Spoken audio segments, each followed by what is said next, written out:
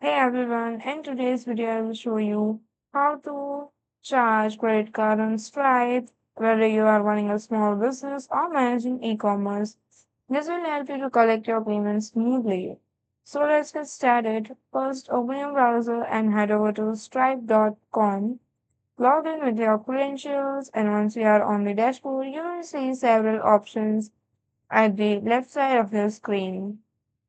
Select the payment links and click on this.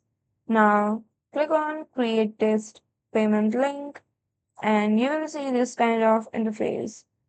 Now, here you have to add your product service details, amount, currency.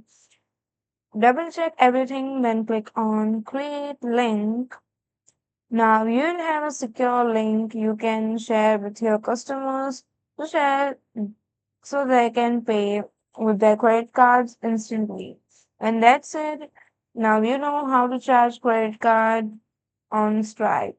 So that's all for today. Thank you for watching.